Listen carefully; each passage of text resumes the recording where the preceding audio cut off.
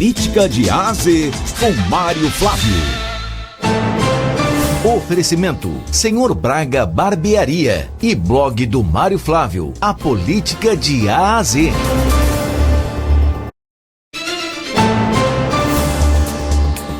Notícias da Assembleia Legislativa de Pernambuco, Reviravolta na LEP garante maioria da oposição em CPI que vai investigar governo Raquel Lira.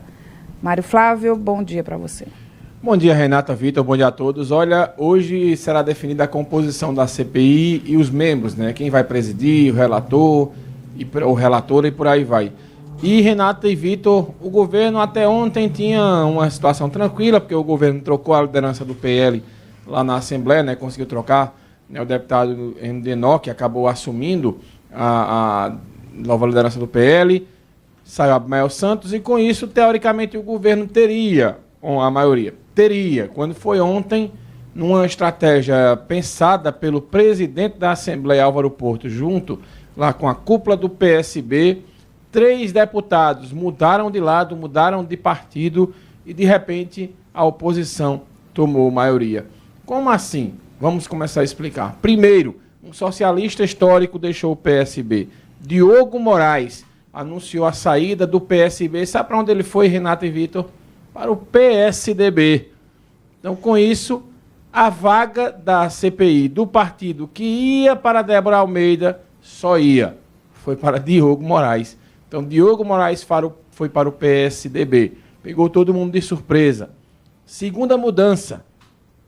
O deputado Valdemar Borges, outro socialista histórico, deixou, sim, e voltando ao PSDB, essa gente para Valdemar, com isso o PSDB, que era do chamado blocão governista, deixou o blocão e foi para a oposição.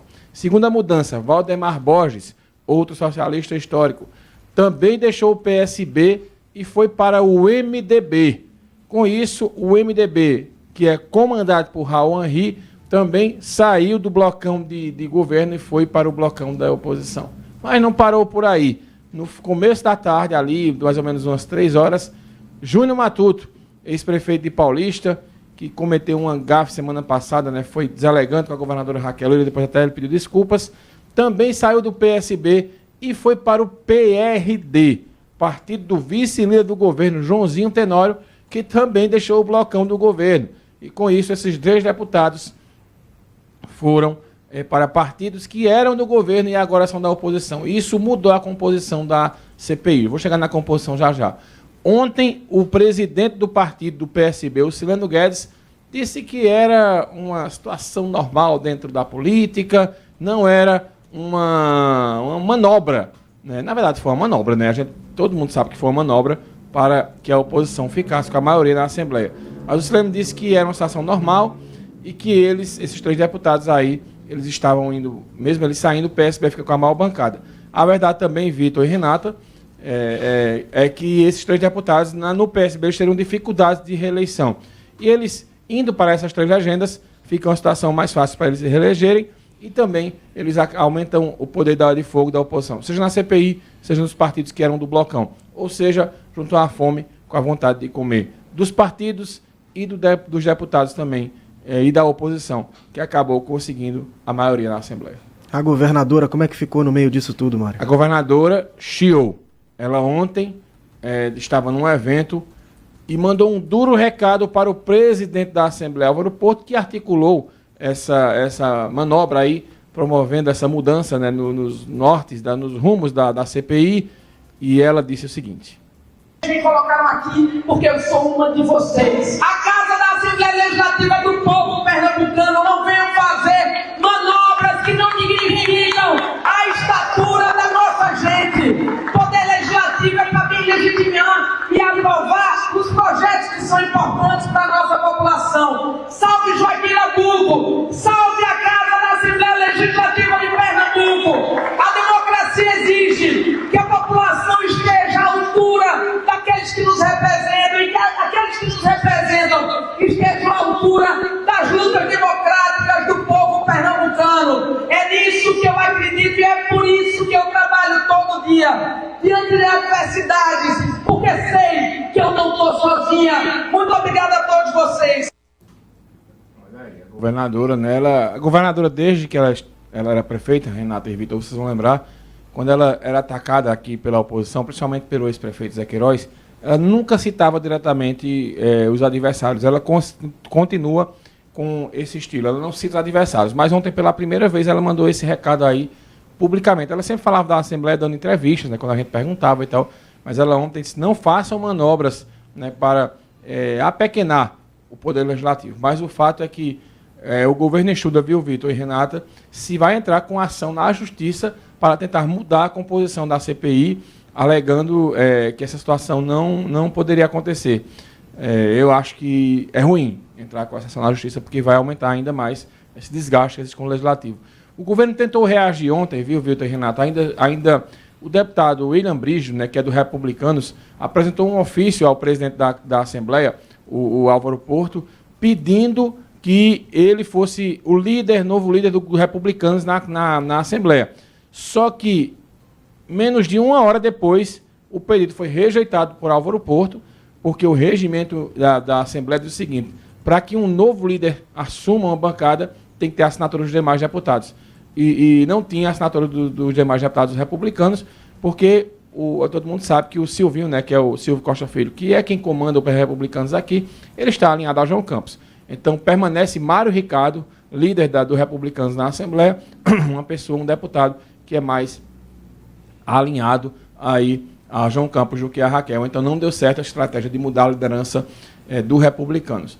E a CPI ficou da seguinte forma, vamos trazer aqui a foto dos envolvidos. A oposição ficou com Diogo Moraes, que agora é do PSDB, Rodrigo Farias, que é do PSB, o Antônio Coelho, que é irmão do Miguel Coelho, que é do União Brasil, e a Dani Portela, né, que é também do PSOL, ela que expediu a instalação da CPI, além do Valdemar Borges, que agora é do MDB. Esses são os 5 nomes da oposição.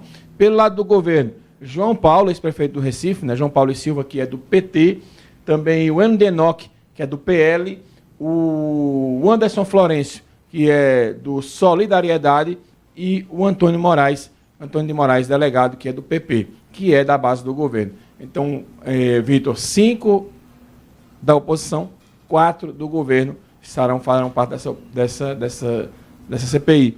Por que isso preocupa? A oposição tem maioria para indicar a relatoria da CPI. E a gente sabe, né, que a relatoria é quem vai dar o parecer final, né, que vai trazer o documento final com os possíveis desdobramentos dessa CPI. E se essa relatoria ficar com algum opositor ferrenho ou opositora ferrenha da governadora, mas na frente pode ter muito desgaste para o governo. Inclusive, a CPI ela vai envolver nomes da comunicação, nomes de conhecidos nossos, que serão chamados, inclusive, para depor, né, porque é uma CPI que envolve a agência de publicidade do governo do estado de Pernambuco.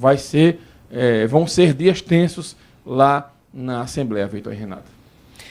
A impressão que eu fico, Mário, é que, do ponto de vista político, a governadora levou um baile de articulação aí, hein? Porque algo assim não acontece sem indício. E se os indícios foram negligenciados ou sequer percebidos, e só foram verificados no momento que as alterações aconteceram, ir à justiça seria uma espécie de apelação demonstrando politicamente a derrota sofrida. Pode até ter algum resultado, mas o fato faltou visão e articulação política para impedir que isso acontecesse. Agora já está feito, né? Essas mudanças, Vitor, elas pegaram a todos de surpresa, inclusive a gente, cobre política, né? Ninguém esperava. Foi um movimento muito articulado nos bastidores e não vazou a informação. Porque quando a informação vaza, dá tempo de você tentar se rearticular. Mas foi uma coisa tão de surpresa. Mas não vazar para a gente, eu acho compreensível, Mário. Agora, para eles que estão lá dentro, é possível perceber os sinais. Isso. Talvez eles tenham sido negligenciados. E se não foram percebidos, faltou habilidade e visão estratégica de quem está do lado da governadora. O problema dessa história todinha é que, desde o início, né, eu até comentava ontem, a gente conversando, né, numa rodinha de amigos, né, como foi ruim para a governadora ter Álvaro Porto na oposição. Até teve uma pessoa que perguntou, mas esse cara tem esse poder todinho, esse deputado tem esse poder todinho, ele é muito bem articulado. Veja, Por que o Leonardo Chaves era tão importante aqui em Caruaru e foi presidente da Câmara durante 8 mandatos? Porque ele ele não é mais vereador, mas ele conhece muito bem o regimento do Poder Legislativo. Então, Álvaro Porto está rodeado de assessores que conhecem muito bem o Poder Legislativo. Então, eles ficaram pensando como chegariam a esse número de maioria na oposição. Então, articularam, foram para o PSB e disseram, traz deputados para cá, que a gente possa articular e ter a maioria aqui. Então, foi quando eles foram fazer os cálculos, olharam lá e tiraram o Diogo Moraes, que vai para uma reeleição dificílima. Todo mundo sabe que o Fábio Aragão é candidato lá em Santa Cruz a deputado estadual. E disseram, vem o PSDB, que aqui você tem mais chance de se reeleger e você ainda, né, vai ter a possibilidade, né, de compor a CPI da oposição. E aí o pessoal foi. Agora, foi uma articulação muito bem feita, foi uma articulação, coloca mais uma vez a articulação política do governo nas cordas, né, porque pegou a todos de surpresa e sem eles ficaram sem saber o que fazer. E veja, quando se faz a movimentação e vamos mudar o líder dos republicanos, e levou outra derrota, porque não sabia do regimento, não tinha conhecimento do regimento, ou então tinha e foi naquela empolgação de criar um fato, mas imediatamente o Álvaro Porto acabou negando. Por quê? Pela força do regimento. Né? Quem está no poder, quem está na presidência das casas legislativas, se não está alinhado com o governo tem muito problema. E Álvaro Porto está disposto a causar problema na vida de Raquel. O que ele puder fazer, usando o regimento, ele vai fazer, e ele conseguiu hoje. Então a gente vai acompanhar durante o dia de hoje, né, como vai ficar a composição da CPI. Ô Mário, desculpa te interromper, mas também tem outros derrotados aí, menores, mas outros derrotados também. Né? Joãozinho Tenório, derrotado no PRD. Jarbas Filho, derrotado no MDB, com a participação direta do Raul Henri, que é aliado do prefeito João Campos. E a Débora Almeida e o Isaías Regis. A pergunta é, será que esses deputados não podem se juntar e compor um blocão no partido da governadora? Isso é possível? Veja, o presidente estadual do PSDB é Álvaro Porto. Então, ele que manda no partido. Não, mas no caso seria o PSD, né? Eles não podem migrar para o PSD? Hoje, eles tinham que ter a anuência do PSDB. Senão perdem o mandato. Por que os deputados saíram agora do PSB? Porque o PSB liberou. Então, aí você pode dizer, a direção do PSDB não liberaria Débora Almeida. E qual foi o outro que você citou? Isaías Regis não liberaria. Então, eles ficam amarrados. Então, está tudo favorável ao Álvaro Porto. Então, eles pensaram muito bem essa história, né? Porque aí qual foi o argumento que o PSB usou? Não, a gente está liberando porque a gente liberou Jarbinhas para o MDB, porque o Jarbinhas não foi eleito pelo PSB e ele volta para o MDB com a anuência do PSB. Então, ficou tudo amarrado, ficou tudo muito bem amarrado. Eles articularam bem. Falando em PSB, ontem, para a gente terminar aqui, saiu a definição do novo líder da oposição lá na Assembleia Legislativa, é o Caio Albino, que é do PSB, né, o filho do prefeito, do polêmico prefeito de Garanhuns, o rei de Garanhuns, o Xandão de Garanhuns, né, o senhor Adalbino. Então, ele é o prefeito de lá. O PSB indicou Caio Albino, né, para ser o novo líder da oposição na Assembleia Legislativa. Também teve essa mudança, né, porque a líder da oposição era a Dani Portela, mas ontem ela foi trocada aí pelo Caio Albino, que agora é o novo líder da oposição na Assembleia Legislativa. Então, foi um dia intenso na Assembleia e hoje vai ser mais um dia intenso.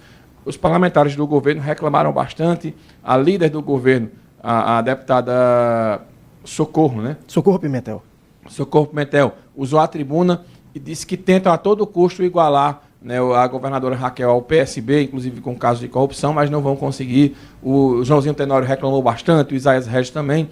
Ontem a estratégia do governo, eu acompanhei a sessão, viu, Vitor e Renata, foi fazer um resumo aí do que a governadora Raquel Lira vem fazendo em Pernambuco. Mas foram só eles terminarem os discursos que aí a oposição entrou, né, criticando. Então vai ser...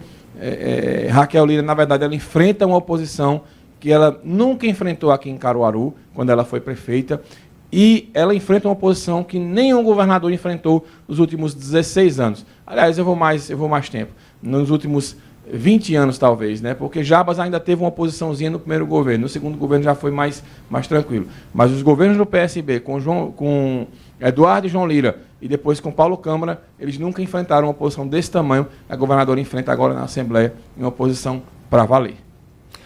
Muito bem. Mário Flávio, obrigado, Mário, e até amanhã. Eu volto daqui a pouco pra gente falar. Vamos falar de futebol, né? Do Santinha, Já. mas Santinha, me ajude, Santinha. Daqui a pouco a gente fala sobre Santinha. E Valeu, sobre os Mário. preços dos ingressos do jogo central. Central também. Tchau. Manhã Cidade. Política de A a Z com Mário Flávio. Oferecimento: Senhor Braga Barbearia e blog do Mário Flávio. A política de A a Z.